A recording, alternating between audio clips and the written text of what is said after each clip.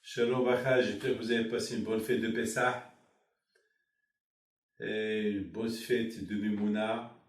Au Maroc, on dit Tebhou ou Tsaadou. C'est une expression de souhait. Alors, mes amis, ce soir, nous allons parler plus ou moins de l'union fait la force. Alors, pourquoi j'ai choisi ce thème de l'union fait la force? Parce que, justement, c'est après Pessah, c'est là que vraiment nous avons besoin de l'union. Pourquoi? Parce que pendant la fête de Pessah, on est en famille, on est à la synagogue, on a des invités. Bon, tout va bien, Baruch Hashem, pendant Pessah, chacun, et c'est l'union familiale, c'est même que, Baruch Hashem, cette année, avec le confinement de ce Pessah-là, on n'a pas beaucoup senti Baruch Hashem présent dans le monde entier. Mais malheureusement, il y a eu quand même quelques personnes qui nous ont malheureusement quittés pendant cette fête de Pessah, notamment un de mes amis, M. David Hamia, que Dieu repose en paix, que hier nous avons enterré, nous l'avons enterré à Jérusalem. Et bon, que Dieu fasse que son âme soit en paix, Be'ez Hashem, et Be'ez Hashem, la foi chez les mains de tous les malades qui sont. Alors mes amis, après Pessah, on a besoin de se renforcer dans l'union. Et c'est la raison pourquoi, à partir de Rosh Chodesh Nissan, jusqu'à l'Akbar Omer, vous savez, on ne se rase pas, on fait le deuil pour les élèves de Rabbi Akiva. Parce que les élèves de Rabbi Akiva, justement, ils sont morts parce qu'ils n'avaient pas, et il n'y avait pas comment ça s'appelle, de kavod zélésé. Et il manquait un peu de honorer le prochain. C'est très important le kavod entre l'union. Vous savez, il y a un grand tzaddik, le Rabbi Mitzan, Salav Shalom, il dit que la galette elle est ronde. Et la raison pourquoi la galette elle est ronde, c'est parce que à Pessah, c'est la fête de l'union. Parce que les Juifs n'ont pas été libérés de l'Égypte jusqu'à qu'il y avait l'union. Et c'est la raison pourquoi la table, la galette elle est ronde, pour nous rappeler que nous devons être ensemble, réunis, en rang. C'est quand, par exemple, lorsqu'on danse en rang, on fait un ring, tu vois, d'ailleurs, même la bague, lorsqu'un homme est marié une femme, c'est important que la bague elle soit ronde, elle ne soit pas carrée. Parce que ronde, ça représente l'union. Ça veut dire, de là où je pars, je retourne au même endroit, il n'y a pas de... C'est l'union. Et on sait très bien que l'union fait la force. Vous savez pourquoi on dit ce mot-là, l'union fait la force? Parce que, prenez par exemple un bâton. Prenez 12 bâtons. C'est ce qu'une fois le prophète, Hachem a dit au prophète, prends un bâton, casse-le. Ben, il va le casser. Il a dit, prends 2 bâtons, il va le casser. Il a dit, tu vas maintenant prendre les 12 bâtons qui représentent les 12 tribus, et on va voir si tu vas les casser. Ben, il a dit, c'est comme ça que les Juifs, ils doivent être. L'union. Il faut qu'ils soient unis. Lorsqu'il y a l'union, donc il y a la force. Et étant donné qu'à Pessah, c'est à Pessah qu'on a cette force-là de l'union, parce qu'on aide tout le monde, on s'aide. Alors on aurait pu dire que après Pessah, on risque de se relâcher de cette union. Et c'est la raison pourquoi à partir d'après Pessah, on lit le Pirkei Avot. Le Pirkei Avot, c'est les paroles sages de Chachamim, les paroles sages que Chachamim nous ont données, et surtout, toutes ces paroles-là, c'est comment vivre les uns les autres, avec les uns les autres. Le respect. Vous savez très bien, malheureusement, beaucoup de fois chez les couples, je peux vous raconter une petite anecdote, qu'aujourd'hui j'ai reçu des gens américains. Et il s'est passé quelque chose, il y avait, comment ça s'appelle, la femme, elle était en train la veille de Pessah. Alors, vous savez que cette année, Pessah est un peu dur, parce que Pessah, c'était samedi soir. Donc, depuis jeudi soir, il fallait bien préparer. Et bien, le monsieur, avec une baguette. Il vient avec une baguette le Shabbat matin. Le Shabbat matin. Alors, le Shabbat matin, d'accord, on a le droit de manger une pita, un petit morceau de pain, pas le Shabbat matin quand même, mais pas un pain, pas une baguette. C'est un copain à la synagogue. Vous savez, déjà, ils sont réveillés tôt le matin, à 5 heures du matin, pour faire vite la prière le Shabbat matin et retourner à la maison, et faire vite une petite séouda, et à 10h30, on doit arrêter de manger la hametz. Lui, il vient à 8h30, 9h avec une baguette. Et vous savez, une baguette, c'est quoi? Une baguette, c'est, lorsque tu coupes la baguette, tu as la hametz dans toute la maison, oui ou pas? Hein? Oui. Voilà. Donc, il y avait la hametz. Alors, la femme, là-bas, elle dit, il le reprochait. Il dit, attends, oui, mais tu m'as pas aidé toute la semaine, c'est moi qui ai tout fait, maintenant, tu m'ajoutes du travail. Et le monsieur n'a pas accepté. Il n'a pas accepté. Il a commencé à lui crier. Oui, toi tu fous rien, c'est moi qui travaille, toi tu ne travailles pas. Mais elle lui dit, je ne travaille pas, mais grâce à Dieu, mon père, il nous aide. Même si je travaille, je t'aurais apporté $2 000, $3 000. Mon père, il nous donne près de $10 000 par mois. Alors qu'est-ce que tu parles? Tu parles, oui, tes $10 000, tu veux. Alors, attends, monsieur, calme-toi. Calme-toi. Et en plus, toute la fête, tu ne lui as pas parlé. Au moins, demande-lui pardon. Demande-lui pardon. Non, dans sa tête, elle est fautive. Mais réfléchis un peu. Réfléchis un peu, et tu n'as rien fait. Et tu as simplement dit que c'est la veille de Pessah. C'est dans une demi-heure, on doit balayer tout le hametz de la maison. Tu apportes une pita, et en plus, tu n'avais pas besoin d'apporter une baguette. Alors, au moins qu'il dit pardon. C'est tout. Au moins qu'il dit pardon. Non seulement qu'il dit pardon, mais il se justifie qu'il a raison, etc., etc. Et ça lui a pris presque une semaine pour qu'il réalise que vraiment c'est de sa faute. Mais c'est trop tard, puisque le Pessah est parti. C'est aujourd'hui qu'il a réalisé, après 10 jours de paix.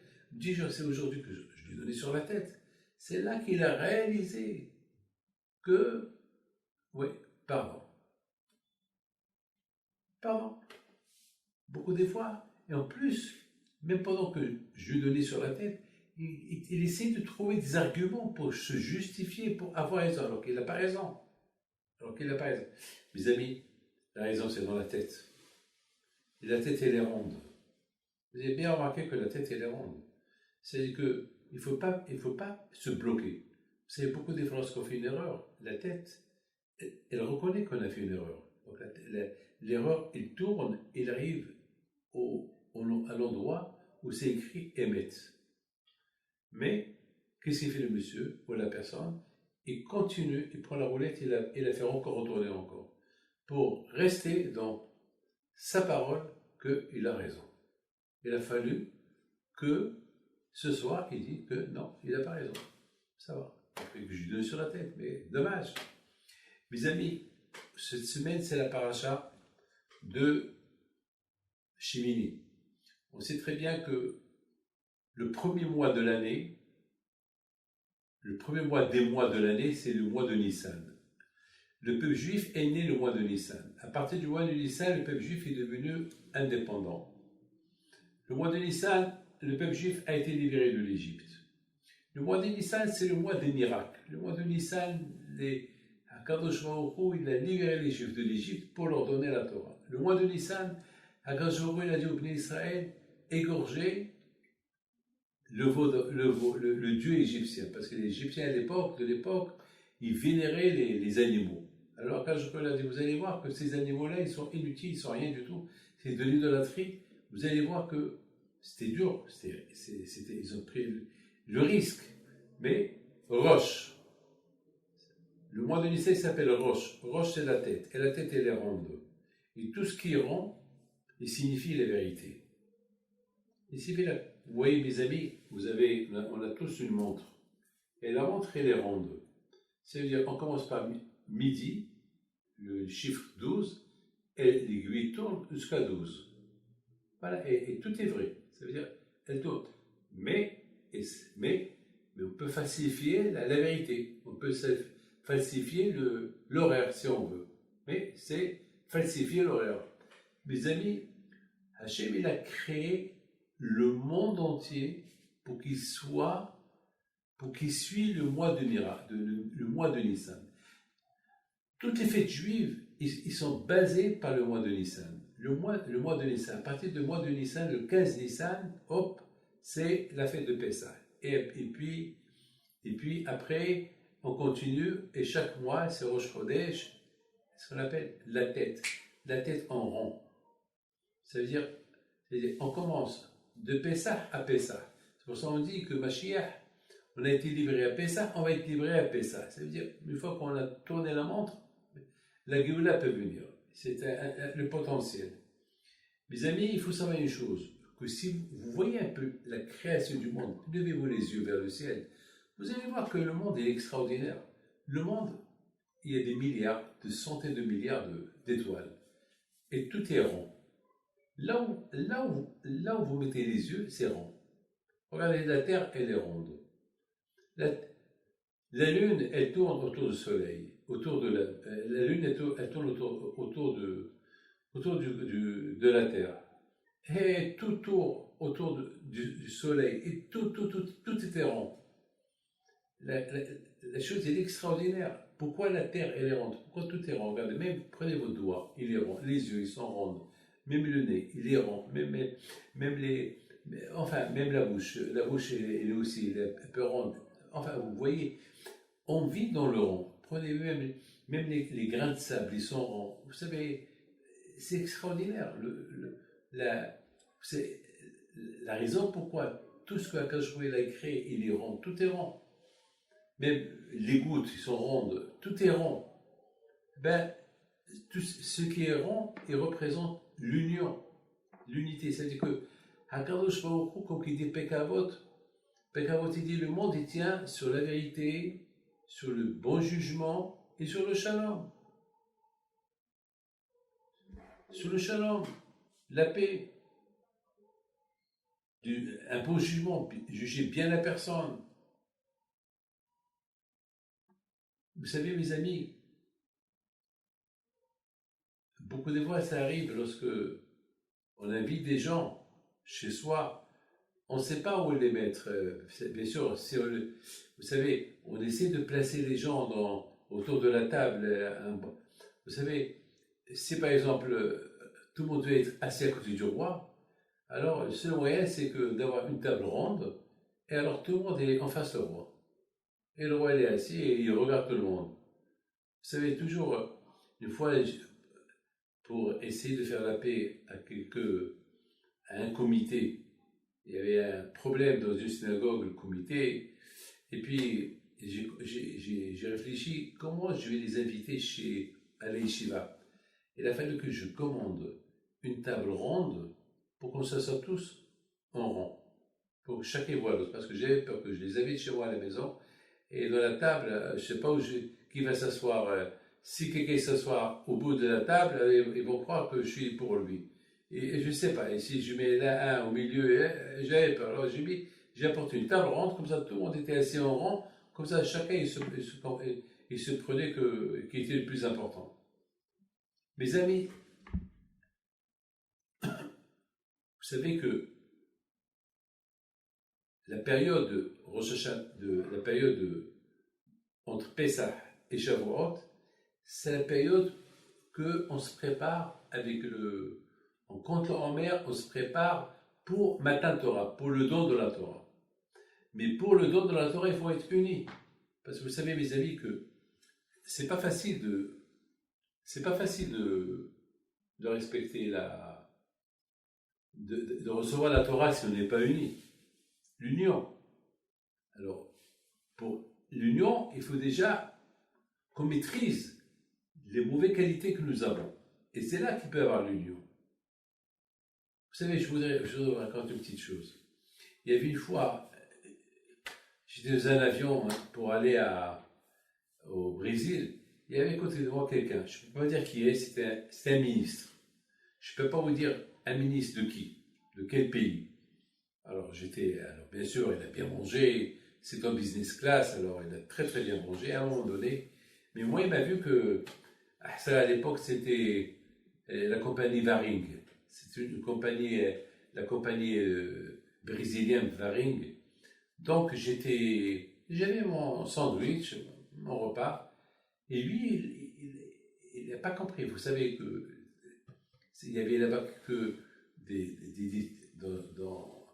dans cette section, il n'y avait que des diplomates, mais parmi les diplomates, j'étais le seul juif rabbin qui était parmi ces diplomates, et bon, j'étais assis à côté d'un ministre. Mais le ministre ne m'a pas adressé la parole. Quand il m'a adressé la parole, uniquement lorsqu'il a vu que je mangeais un sandwich et que je n'ai pas voulu manger le repas de l'avion.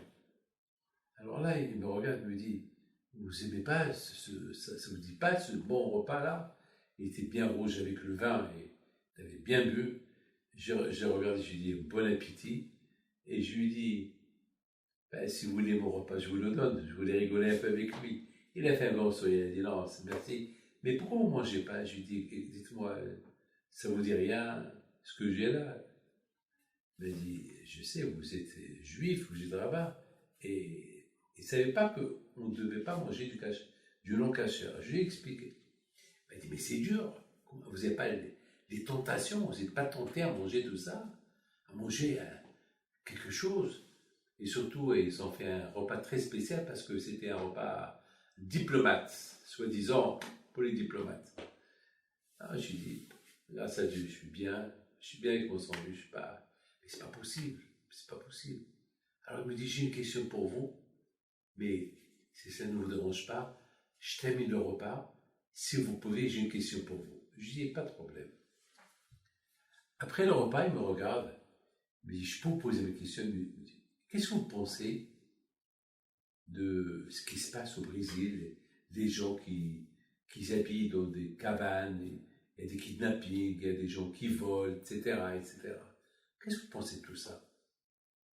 Et des homeless qui n'ont pas des maisons, ils habitent dans les rues. Je lui dis, bon, ça c'est le gouvernement qui doit faire quelque chose.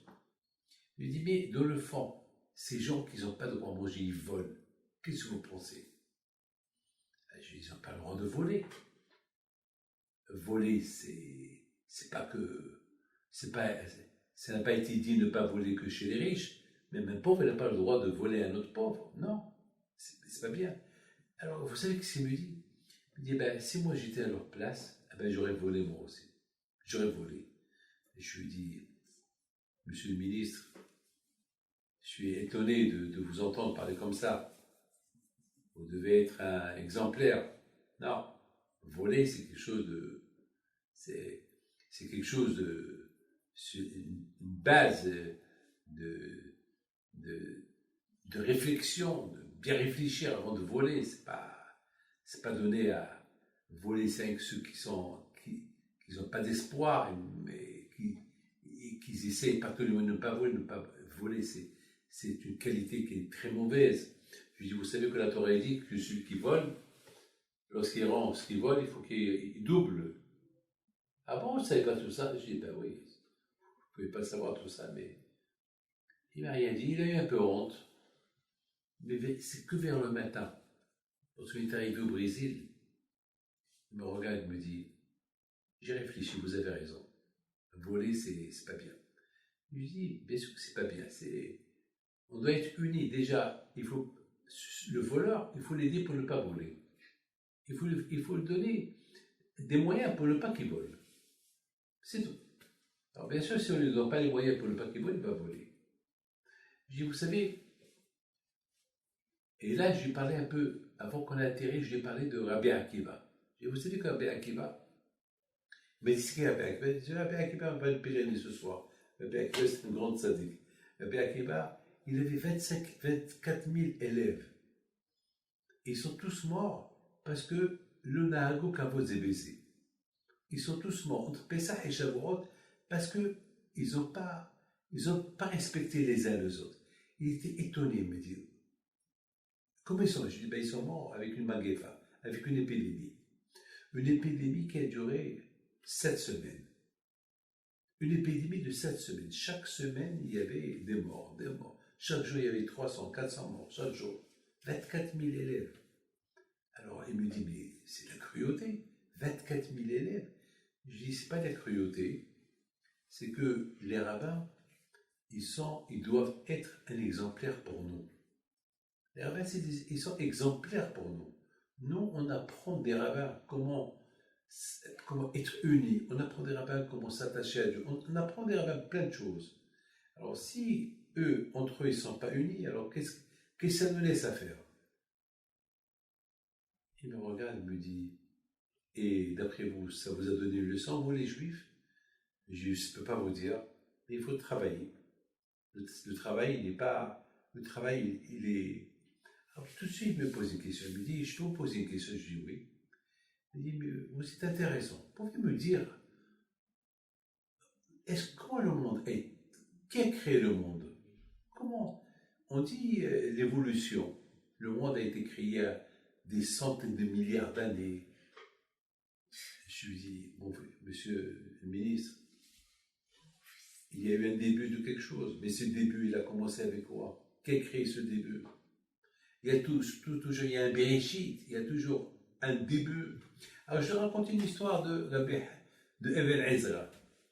Eben Ezra, un très beau Eben Ezra, il raconte qu'une fois il avait un voisin. Et ce voisin toujours, il l'embêtait. Tout le temps, ce voisin, il l'embête. Toujours, il vient lui dire, oh là là, vous voyez comment ces arbres, ils ont poussé tout seuls. Et vous voyez ces étoiles, et vous voyez cette mer. Et toujours, Ezra la Vachalom, toujours, il écoute, il dit rien du tout. Et un jour, Ezra, il lui dit, bon, je sais que toi, tu aimes beaucoup la peinture. Je lui dis, oui, j'adore la peinture. Je dis, bon, puis j'aime la peinture. Demain, je vais te montrer une belle peinture que tu n'as jamais vue dans ta vie. Mais ce que je veux que toi, tu la commences, et moi, je la termine. Je lui dis, mais toi, Ben Ezra, tu ne peux pas faire ça. Écoute-moi, toi, tu es un grand peintre. Commence, et moi, je la termine 1000 fois mieux que toi. Ah bon? D'accord. Tu sais quoi? J'ai une peinture dans ma maison, j'ai commencé à dessiner et comment ça s'appelle? Comment la pluie, elle tombe. C'est-à-dire, il y a beaucoup de hanani, beaucoup de nuages, qui est du gris. Et après, c'est une très jolie peinture que je vais offrir à un ministre pour une belle toile pour son palais. Et j'ai des idées dans... Ah ben, elle allait dire, tu me l'amènes. Mais amène-moi vers 5 heures du matin. Et à 8 heures, viens la voir. Je dis, quoi? En 2 heures, tu vas la terminer? En 2 heures, je la termine mieux que toi. Il rigole, il lui apporte la peinture. C'est une très, très jolie toile. Mais il manquait plein. Ça veut dire au moins 2-3 mois de travail. Il faut être un peintre spécialisé pour terminer cette belle toile. Bon. Eh bien, Ezra, c'est un grand tzaddik. Il est un grand Mekoubal, un kabbalistique. Il pouvait faire des miracles.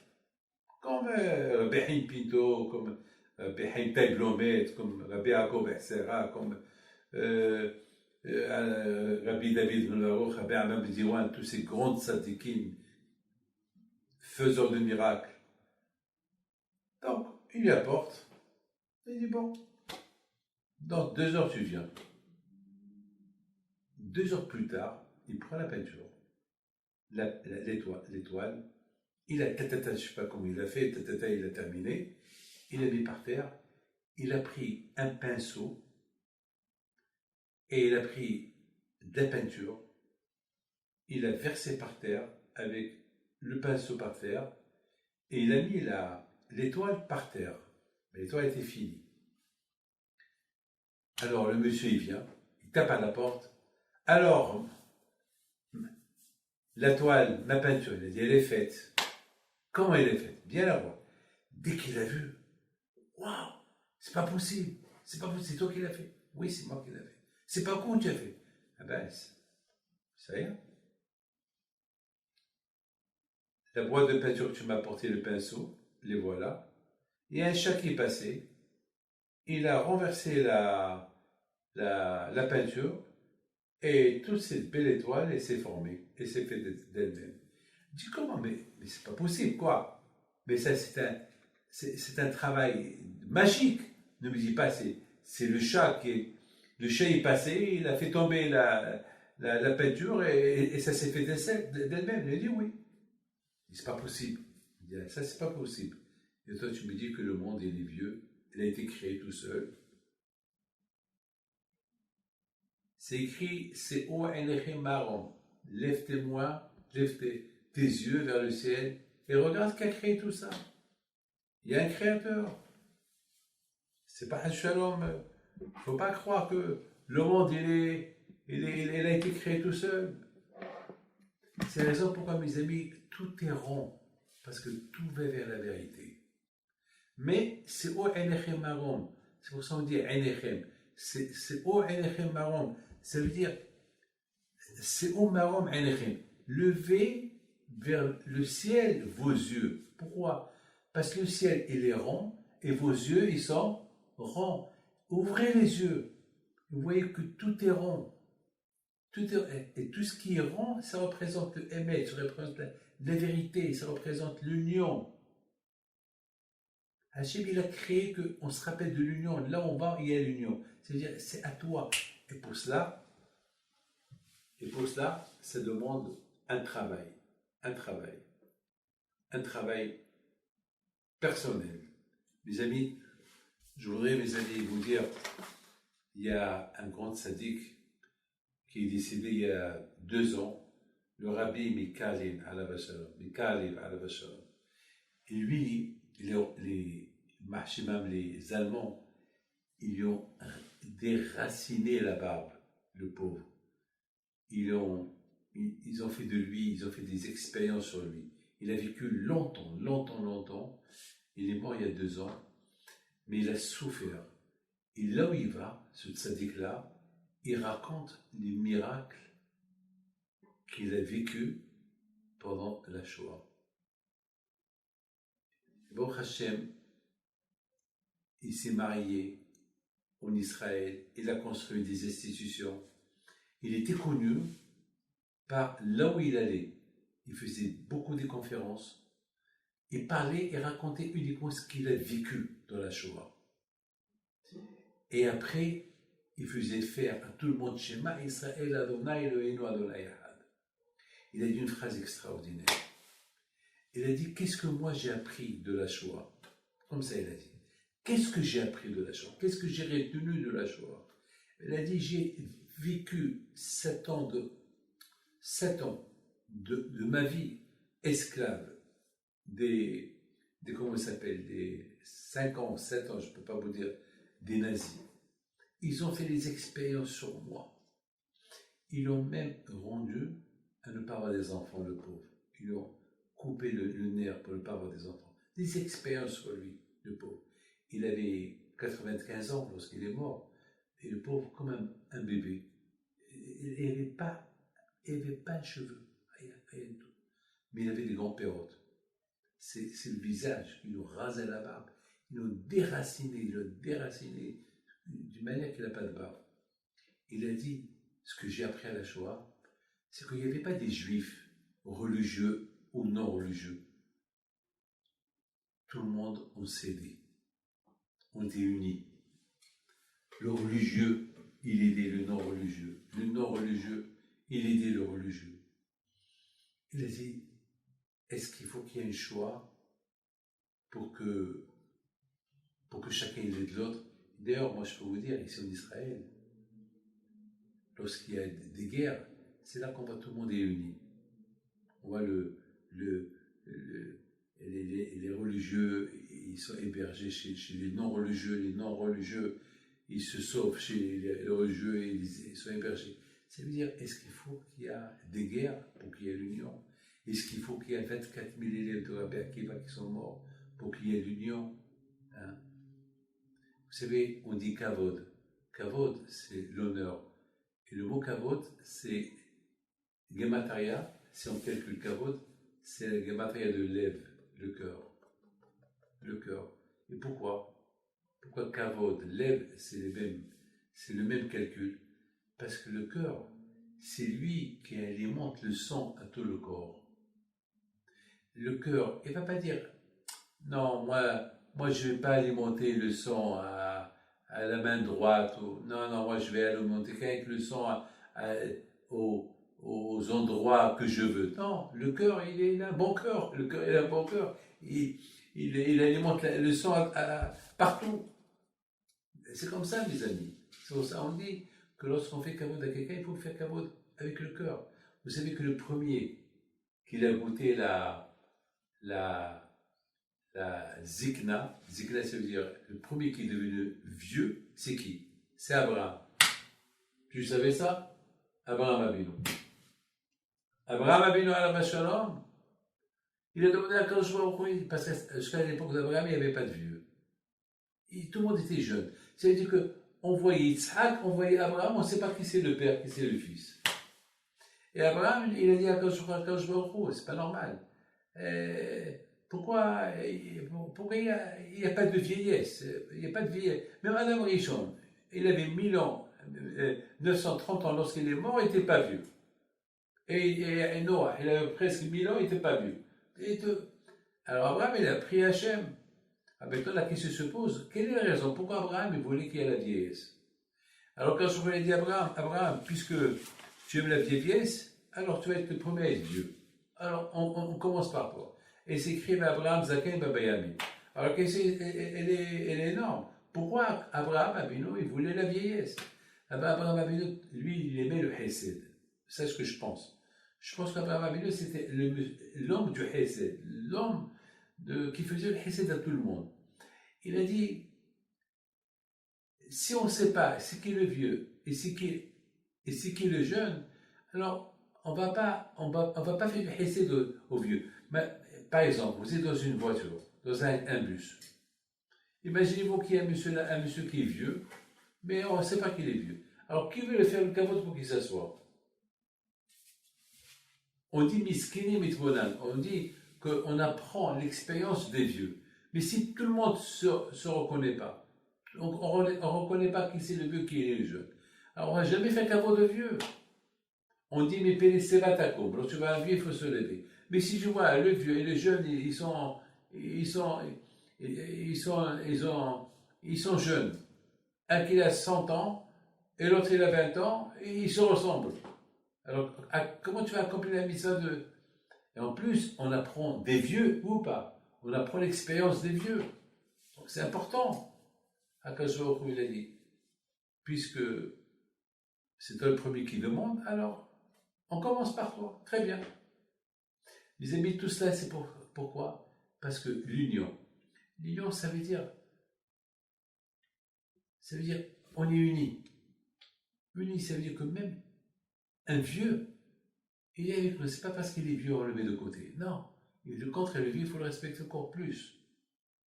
Ici en Israël, ces derniers temps, je vois des pancartes de publicité. Respecte ton père et ta mère. C'est de la folie, hein. J'ai jamais vu ça en Israël, c'est cette semaine que j'ai vu ça. Respecte ton père et ta mère. Il y a encore un autre endroit, c'est écrit, ah, peut-être tu as oublié d'appeler ta mère, appelle-la, dis-lui bonjour. Beaucoup des fois, on fait cadeau à tout le monde et on oublie les parents. L'union, c'est pareil que les copains. L'union, c'est la famille. c'est la femme. Vous savez très bien que un homme et une femme, lorsqu'ils se marient, ils forment une seule personne, unie.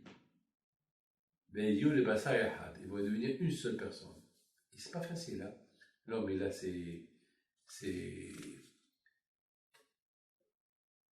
méthodes, comme vivre, il a ses caprices, la femme aussi, elle a ses caprices, c'est deux mondes différents. Et pourtant, deux mondes différents, vous savez, c'est le feu, hein. C'est pas. Mais ils peuvent coopérer. Si chacun respecte ce qu'Hachem lui a dit de faire. Il y a des lois. Il y a des lois des femmes, il y a des lois de l'homme. On se respecte et ça fait. Vous savez, je voudrais terminer une très belle histoire que j'ai lue. Ça, c'est. Et après, on va passer chez Duva et Pélaïn Tzadikim. Très belle histoire. Vous savez que il y a quelques années, la première fois que j'ai été voir Maran Rabbi Ovadia Youssef Alav Shalom, qui était un grand tzaddik. Peut-être il y a 35 ans de cette histoire. Ouais, 35 ans de cette histoire. Et il m'a bien reçu chez lui à la maison. Sa femme est encore vivante, la rabbinite Marianite. Et jamais j'oublierai. Lorsque je suis rentré chez lui, il m'a bien reçu. Il me dit: vous êtes bienvenu chez moi à l'heure que j'ai besoin de vous. J'ai pensé, j'ai dit peut-être il veut me demander que je ramasse d'argent pour ses livres, parce que lui qui écrivait. J'ai dit, ou peut-être il veut que je lui prépare un voyage en France. Et vous savez ce qu'il me dit? Il me dit: j'ai mal à la main, et si cela ne vous dérange pas, faites-moi une bracha par le zirkout de Rabbi Pinto, que j'ai beaucoup entendu parler de lui. Il y a beaucoup des Marocains qui, dans le Bédidine et tout, on me raconte des histoires sur lui. Alors, toi, tu es son petit-fils, une bracha. Mais je lui dis: Rabbi, mais toi, tu es le grand rabbin d'Israël. À cette époque-là, il avait peut-être, je sais pas moi, il avait 70 ans à cette époque-là. C'était pas. Je lui dis: Rabbi, je peux pas. Il me dit: non, je veux que tu me fais une bracha. Alors, je lui dis: alors, je fais la bracha, pas le mérite de Rabbi Pinto, mais une fois que vous terminez, parce qu'il était en train d'écrire un livre, une fois que vous terminez ce livre, vous me l'offrez. Il m'a dit: il n'y a pas de problème. Et d'après, il m'a convoqué, je suis parti chez lui, et il m'a dit: voilà, j'ai imprimé le livre, Baruch Hashem, ta bracha, il a fait l'effet. Et j'ai oublié de vous dire, il a même appelé sa femme, la rabbinite. Hé, rabbinite, venez recevoir une bracha. Mais c'est ça les tzadikim. Les tzadikim, c'est pas les tzadikim ils cherchent que le kavod, ils cherchent que l'honneur à eux. Les tzadikim, vous croyez que, qui suis-je moi? Mais le fait qu'il demande une bracha à quelqu'un qui est moins que lui, ça prouve sa grandeur. Et ça m'a donné beaucoup à réfléchir. Et à partir de là, j'ai commencé à lui embrasser ses mains. J'ai un tzaddik comme ça, qu'il a cette force-là de s'annuler, de demander à quelqu'un qui n'a que 40 ans une bracha, alors que lui, il avait 70 ans. C'est la folie. C'est la folie. C'est ça, mes amis, lui. C'est ça le kavod. C'est la raison pourquoi les élèves de Rabbi Akiva, ils sont morts, malheureusement. Pourquoi? Parce que chacun ne respectait pas l'autre. Parce que tous, c'était des grands rabbins. Tout le monde. Et alors? Parce que vous tous, vous êtes à égalité, vous êtes tous des grands rabbins, ça y est. Chacun il se sentait dégradé de faire le kavod à l'autre. Hein? Et c'est pour ça, ce soir, j'ai pensé vous prendre chez Rabbi Akiva. Pourquoi j'ai pensé vous prendre chez Rabbi Akiva? Parce justement, Rabbi Akiva, c'est lui le maître qui nous a appris. aime ton prochain comme toi, c'est la base de la Torah. Oui, mes enfants. Combien, mes amis, Rabbi Akiva, la Vachem, j'ai rien compris. Est-ce qu'Rabbi Akiva, lui, qui nous a enseigné, aime ton prochain comme toi, c'est la base de la Torah, ses élèves ne sont pas appris de lui, c'est pas possible. Comment est-ce possible que ses élèves ne sont pas appris de lui? C'est grave d'imaginer une chose pareille, c'est grave. Ben oui, eux, ils ont cru que ils respectent les paroles de Rabbi Akiva, de leur tête. C'est beaucoup des fois, la personne, elle ne voit pas ses défauts. Vous avez compris? Comme par exemple, l'histoire que je vous ai racontée, qu'un homme et sa femme qu'ils rentrent avec une baguette. Admets que tu as fait une faute. Non, il ne veut pas admettre. En plus, il croit qu'il a raison. En plus, il part pas avec sa femme parce qu'elle lui fait la tête. Mais attends, Hamar, c'est toi qui as commencé avec elle. C'est pas elle, Hamara, c'est toi la Hamara. C'est toi qui rentres. À 1 heure avant l'arrêt de manger la Hametz, tu rentres avec une baguette. Oui ou pas? Alors, c'est grave. C'est grave, mes amis, c'est grave. Voilà, mes amis. Il faut toujours, pour se préparer pour recevoir la Torah, savoir, mets-toi de côté. Lorsqu'il y a une guerre, lorsqu'il y a des disputes, ne te mêle pas. Ne te mêle pas. Ne te mets pas contre celui-là. Essaye de séparer, mais ne prends pas parti. Parfois, il y a des moments qu'il ne faut pas prendre parti pour personne. Pour le moment, à un moment, il faut être neutre. Et après, une fois que les esprits se calment, c'est là qu'on peut dire t'as raison, t'as pas raison. Mes amis, on va aller maintenant chez Rabbi Akiva à la Shalom, il a vécu 120 ans, Rabbi Akiva.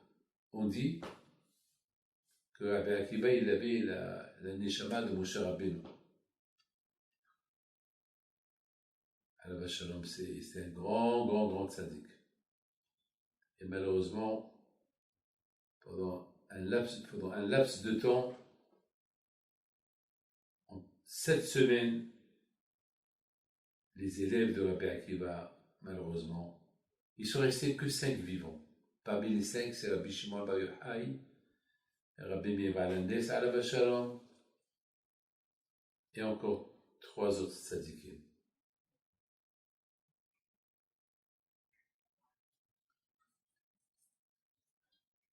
Et c'est bizarre. Hein? Monsieur Bessoussan, on va chez Rabbi Akiva.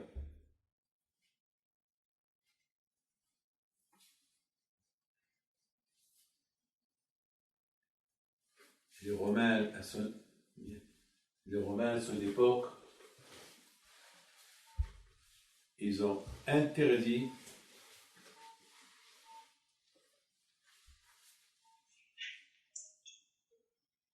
aux Juifs d'étudier la Torah. Et Rabbi Akiva, il a réuni, voilà, vous êtes chez Rabbi Akiva, il était le maître de Rabbi Shimon Bar Yochai, le maître de Rabbi Meir Balandes, et le maître de 24 000 élèves, et c'est grâce à lui qu'il y a eu un renouveau de Torah. Grâce à ces 5 élèves qui sont restés vivants, Baruch Hashem, maintenant en Israël, il commence à ouvrir les sites des endroits des tzadikim. Baruch Hashem, on dit que la semaine prochaine, ils vont enlever les masques, le 18 si Dieu veut. Donc, Baruch Hashem, tout le monde prêt s'est vacciné pour un psy. Demain, c'est Yom HaShoah, demain c'est Iskor. Demain, malheureusement, c'est un jour de mémoire, de se rappeler les 6 millions de Juifs qui ont été tués par les Allemands.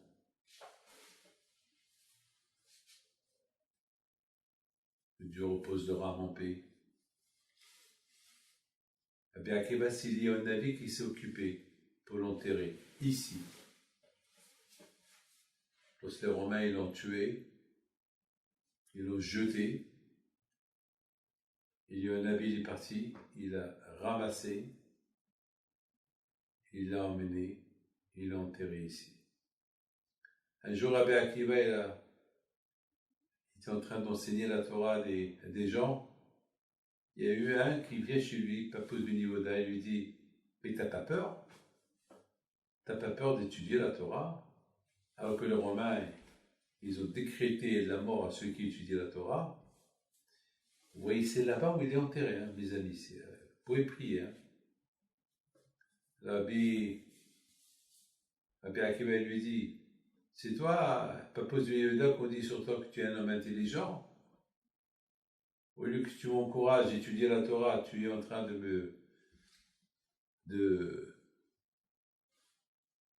m'enlever le courage, mais de courager. » Il dit, tu sais, Papouz, il y avait une fois un renard qui passait devant une rivière. Il voit des poissons. Et le renard, il dit aux poissons, poissons, poissons, sortez de là-bas, venez, on va vivre ensemble. Comme qu'ils ont fait vos parents et nos parents. Et les poissons répondent au renard. Le renard, l'ahmar, c'est toi le renard, qu'on dit sur toi, tu es l'homme le plus intelligent, que tu es la bête la plus intelligente. Tu as oublié que déjà ici, dans la mer, on est en danger.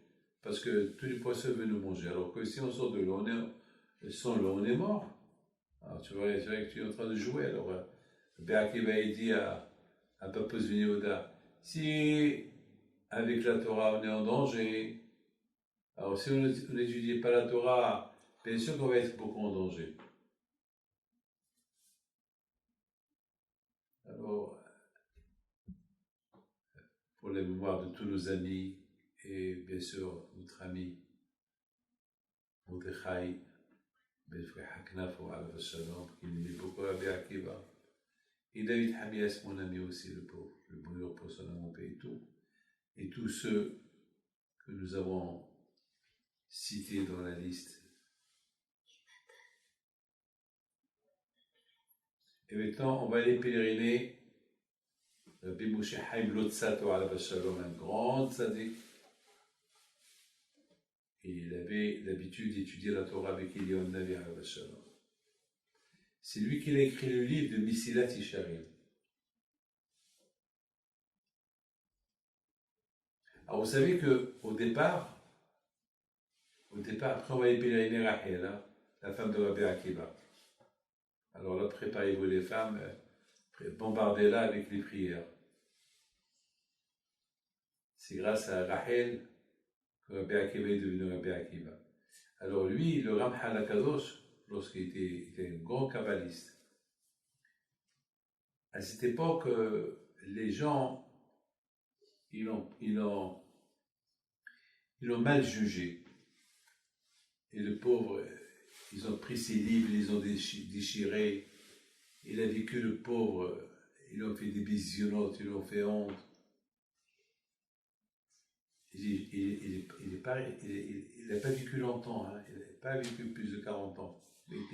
Il connaissait toute la Torah par cœur, Mikoubal, il faisait de miracles, mais tous les grands rabbinim, ils ont cru qu'il était un faux Mashiach. Ils ont cru que lui, il était un des élèves de Shabtai Tzvi. Shabtai Tzvi, c'était un juif qui s'est pris pour Mashiach. Ouais, il s'est pris pour Mashiach et il a fait fauter beaucoup des gens. Il allait avec des femmes mariées. Chez Bishmor, Shabtai Tzvi, alors ils ont cru que lui, il faisait partie des élèves de Shabtai jusqu'à que vers la fin de ses jours, c'est là qu'ils ont compris que c'est un tzaddik. Ils ont demandé pardon et bien sûr. Maintenant, on va aller chez Rachel, Lalla Rachel. Rachel, la femme de Rabbi Akiva alav shalom, elle est enterrée pas loin d'ici, mais il y a là-bas quelqu'un qui nous attend. Vous êtes en train de vivre Petit Tzadikim chaque mercredi soir et diffuser ce cours de mercredi soir. Ça nous renforce dans la Torah, dans l'Emouna. Au moins, on fait un pèlerinage. Voilà, on est arrivé. Voilà, c'est la femme, Rachel, la femme de Rabbi Akiva. Alors, elle était la fille d'un milliardaire, Kalva Shavua. Et Rabbi Akiva était le berger, un berger chez Kalva Shavua. Elle a vu que Rabbi Akiva était humble. Elle a discuté avec lui et lui a dit: j'aime la façon comment tu te comportes avec les animaux. Tu es un bon leader des animaux. Tu es un berger des animaux. Et tu peux être un jour un berger de Am Israël. Tu peux être le berger de Am Israël. Il lui a dit comme le berger, mais j'ai 40 ans. J'ai 38 ans peut-être. Et quel berger? J'ai jamais étudié, je connais rien du tout. Il a dit justement, tu peux. La volonté fait la force. Il dit chez moi, Meler, en davar omed bifnei haratzon. Lorsqu'il y a la volonté, on a tout. Elle lui dit, voilà, on se marie. Moi, je me marie avec toi. Mais c'est impossible. Moi, je suis un pauvre, je suis un berger. Toi, tu es la fille d'un milliardaire. C'est pas grave. Elle va chez son père. Son père n'a pas voulu. Elle dit à son père, ben, si tu ne veux pas m'aider, moi, je vais me marier avec lui, coûte que coûte. Ils se sont mariés. Kabasharoua, il s'est débarrassé d'eux. Il les a jetés. Ils ont vécu dans la pauvreté.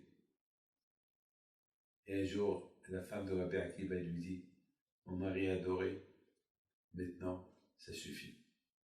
Il faut aller étudier la Torah. Il lui dit, mais comment tu vas vivre avec les enfants? C'est pas grave, n'aie pas peur. Dieu est grand. Il lui a dit, je veux pas que tu viennes me voir. 12 ans, il ne l'a pas vu. 12 ans, il n'a pas vu sa femme. Et c'était en Israël. Hein. Ne croyez pas que sa femme était loin. Mais il lui a dit, tu viens me voir uniquement lorsque tu viendras avec des élèves. 12 ans plus tard, Rabbi Akiva est devenu un géant de la Torah. Il vient avec des milliers d'élèves pour voir sa femme. Alors, sa femme était en train de discuter avec une voisine. Et sa voisine lui a dit, quelle zéroute, quel kiff tu as, toi, que ton mari il vient avec 12 000 élèves. Hein. Alors, elle lui dit, ben, je préfère qu'il retourne étudier encore et qu'il vienne avec 24 000 élèves. Il est reparti à la yeshiva encore 12 ans. C'est-à-dire qu'il n'a pas vu sa femme 24 ans. Qui peut faire ça? C'est grâce à Rahel. Et 24 ans plus tard, il arrive avec 24 000 élèves. Alors là, il est venu Kalva Shavua, son beau-père. Mais son beau-père, il ne savait pas que c'est Rabbi Akiva, le fameux Rabbi Akiva, celui qui était berger. Il ne savait pas que c'était lui. Alors, il vient chez lui, il lui dit, Rabbi, je viens te demander si tu peux annuler. J'ai fait un vœu que j'ai plus ma fille parce qu'elle a marié un berger que je ne voulais pas. Alors maintenant, elle me fait de la peine parce qu'elle a des enfants et ses enfants ils sont mariés, ils n'ont pas de... Et je suis grand-père sans... Je les ai jamais vus, mais j'ai fait un vœu que jamais je leur donnerai rien du tout maintenant. Et tu peux m'annuler le vœu que j'ai fait. Alors le père qui me dit, regarde-moi, tu me connais? J'ai dit, non, je ne te connais pas. J'ai entendu beaucoup parler de toi. Je dis, et si ta femme, ta fille, Rahel, était mariée avec un homme comme moi, qu'est-ce que tu aurais fait? Il a dit, eh ben, jamais j'aurais fait le vœu. Alors lui a dit, beau-père, c'est moi Rabbi Akiva. Hein? C'est moi Rabbi Akiva. Alors Rachel, elle arrive, elle tombe, elle embrasse les pieds de son mari. Et les élèves de Rabbi Akiva, ils ont voulu l'enlever. Parce qu'ils ont pris une femme. Il leur a dit, Rabbi Akiva, laissez-la. C'est grâce à elle que je suis ce que je suis. Et si vous êtes là, c'est grâce à elle. Ce que j'ai, ce que elle et ce que vous avez, ce que je suis, ce que vous êtes devenu, c'est grâce à elle. Voilà mes enfants, par le mérite de Rabbi Akiva, sa femme, Rachel. Si vous venez à Tveria, venez à la pèleriner. Et Moshe Lutzato, Be'ezat Hashem, qui aura de bonnes nouvelles, que le bon Dieu le protège, vous donne la santé, la joie, la prospérité. Alors, mercredi prochain, si Dieu veut, on va aller chez Rabbi Meir Ba'alanes, passer la Iloula de Rabbi Meir Ba'alanes, si Dieu veut. Donc, Be'ezat Hashem, on ira chez Rabbi Meir Ba'alanes la semaine prochaine, et on va faire et Rabbi Meir Ba'alanes, et on va faire le Rambam, si Dieu veut. Et voilà. Beaucoup d'États, oui. Est-ce qu'on peut faire, parce qu'il démarre l'opération de la jeune dame, Rachel Bat Noani, elle commence maintenant pour son cœur. Qu'Akash Baruch Hu, il envoie des fois Shelema et que Hachem il lui donne un bon cœur, ben c'est Hachem, que tout se passe bien si Dieu veut. Et des fois Shelema tous les malades. Est-ce que vous pouvez remettre le papier des noms, s'il vous plaît? Voilà. Voilà, ben c'est Hachem. Voilà, une fois chez les mains pour Moshe, Ben Elizamar, et Aaron Abraham Ben Rachel, Bichabat Simcha, Levi Yitzhak, Rabbi Ben Elani, Rachel, Ishaï Ben Odelias, Sarah, Raphaël Ben Esther, Yosef Ben Fortuny, Yosef Mordechai Ben Sarah, Elani Simcha Bat Lea, David Boadana Ben Mesouda, Rachel Bat Moani, et voilà chez les mains pour tous les gens et tous les noms que vous avez envoyés. Bien sûr, demain c'est la Shoah, c'est pour ça qu'on n'a pas mis la musique. Et bien sûr, même la semaine prochaine, on ne va pas faire la musique parce qu'on est en plein Sphira. Mais, Be'ezat Hashem, si Mashiach il vient, alors on va chanter et danser. Alors pour les Nishmat, Odélia Bat Esther Drey, Aïda Bat Mazal Cohen, Zochon Bracha, Shlomo Ben Yaakov Asolim, Yosef Ben Yaïsh Mouyal, Albert Abraham Lasri Alav Shalom, Justine Rivka Bat Phoebe, de la famille Masliach, Rabbi Rachel Bat Freha Abehsera, qui était la femme du grand tzaddik Rabbi Shalom Abehsera de Marseille, qui était le petit-fils de Rabbi Yaakov Abehsera, le fils de Rabbi Aaron Abehsera de Alav Shalom, et bien sûr Sultana, Suzanne Bat Mesouda Fegan, qui était la femme de Haïm Fegan, qui faisait l'Aïloula au Maroc. C'était lui qui invitait les gens il y a 40 ans. Et bien sûr, Simon Amar, Alav Shalom, Flora Freha Bat Aziza, Yaakov Ben Phoebe, Fegan, Alav Shalom, et le Maroc. Rabbi Delman Shalom, Alav Shalom, Rabbi Mordechai Ben Freha Knafo, mon ami, Saouda Bat Simcha, Perez Henri, Haïm, Alav Shalom, Tojman Meir, Todano Simon, Ben Yamin, Alav Shalom, Rabbi, c'était un ami à moi à la Yeshiva, avec Zémeir, Ben Gigi Michel, Jacob Perez, Yamin, Alav Shalom, de Torimi, Abraham, il faisait beaucoup de bien aux gens autour de lui. Miyara Shmuel, c'était vraiment un tzaddik, Alav Shalom. Gabi Shlomo, Cohen, Jackie, Benaïm Esther, Gabi Nissim, Albert Marciano, et le dernier, David Hamiès, Alav Shalom de Paris, qui nous a quittés à Shvei chez Pessah. Voilà, on retourne chez Rachel. Tata Rachel, maman Rachel, comme Rachel Imenu. S'il n'y avait pas Rachel, il n'y aurait pas Rabbi Akiva. Il n'y aurait pas eu Rabbi Shimon Bar Yochai. Il n'y aurait pas eu Rabbi Meir Baal HaNes. Il n'y aurait pas eu le Zohar. Il n'y aurait pas eu le Mishnayot. Il n'y aurait pas eu tous ces tzadikim. On ne serait pas là aujourd'hui. Alors tous, ce soir, là où vous êtes, allumez, si Dieu veut, une petite veilleuse. Ou demain, comme vous voulez. Faites attention au feu de Rachel, la femme de Rabbi Akiva. À très bientôt, à mercredi soir prochain, si Dieu veut. Et voilà, mercredi soir prochain, on vous invite chez Rabbi Meir Baal HaNes, c'est sa Iloula. C'est parce qu'on ne peut pas être là-bas le jour de la Iloula, donc on fait une semaine avant. Père Hashem, que Dieu protège. Amen.